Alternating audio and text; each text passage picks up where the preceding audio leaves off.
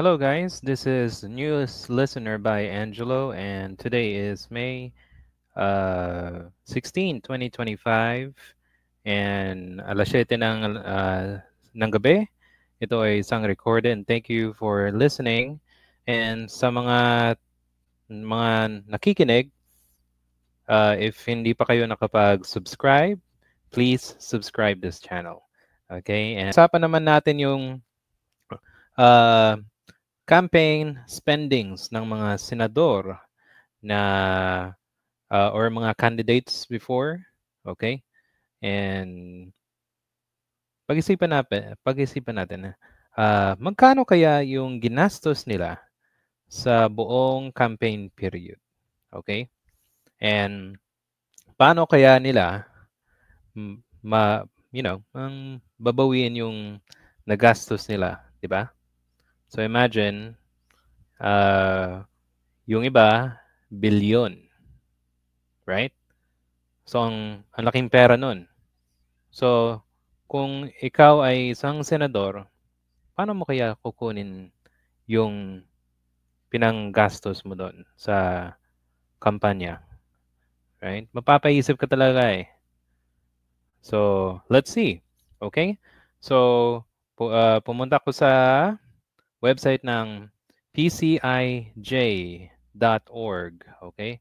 Ang PCIJ ay um, isang website which helps us to have more information sa mundo ng politika. Okay? So kung nakikita nyo, dito si Camille Villar, Abby Binay, Benhur Abalos, si Manay, si Bong Revilla, tsaka si Tolentino. Sabi dito, 8 Senate bets airs TV radio ads worth at least 1 billion before discounts. Okay? And top spenders Villar, Marcos, and Binay account 1/3 of total 24 billion spending from January 2024 March 2025. So imagine, ito lang yung from those dates or months, right? Okay. So si Camille, alam naman natin nasa Senado siya, 'di ba? And panalo siya. Ang sabi dito, she runs ads worth 3.5 billion for over 15 months. Last year hanggang March of this year. Okay? Sabi ng Nielsen Ad Intel shows. Okay? So ang dami, right? 3.5 billion. So saan kaya nakuha ni Camille Villar yung ganung kalaking pera? Right? Okay, punta naman tayo sa kay Aimee, okay? 2.8 billion. Kay Abby, 2.6 billion. Okay, ang dami nilang pera, di ba? Wow. Okay, so saan kaya nila nakuha yun? Okay. Now, at least 1 billion worth of ads. Okay, meron ding mga isang almost 1 billion. Si Tolentino, si Bato, si Bong Revilla, si Bongo, tsaka si Benhur Abalos. Okay. And punta na tayo dito sa total from January 2024 to 2025. So si Camille ang top 1 sa spendings. Kasunod si Amy Marcos, si Abby, si Francis Tolentino, si Bato de la Rosa, 1.5, Benhur, 1.2, Bong Revilla, Bongo, 1 billion, Erwin, 700, Chavit, okay, si Chavit. Kaso nag-back out si Chavit eh. Pangilinan, 400, Lito Lapid, 400, Aquino, 300, Cayetano, 360. So far, hindi pa naman natin nakita yung mga from March to May, right? So, ano tingin nyo? Worth it ba yung mga nakapasok na senador gaya ni Camille, Aimee, de la Rosa, ni Bongo, di ba? Billion yung ginastos nila. So imagine, magkano lang yung salary ng isang senador? So tingnan natin dito sa GMA. Okay, share ko yung isang screen. Okay, so I think Sandali lang. I think may kita niyo naman kung ano ah, kakapal ng mga muka yung mga senador na nanalo and kung saan nila kukunin yung pera na yun. So it says here, sabi dito, how much is the salary of highest elected government official?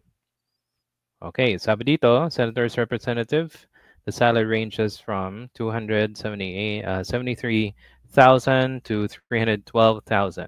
Okay, so this is monthly. Tapos kung naging House Speaker, so abot siya ng 374. Yung Vice President, 374,000. Yung Presidente, 423,000 income, monthly income. So sa isang senador, imagine 312,000 pesos, 'di ba? Kada buwan. Pag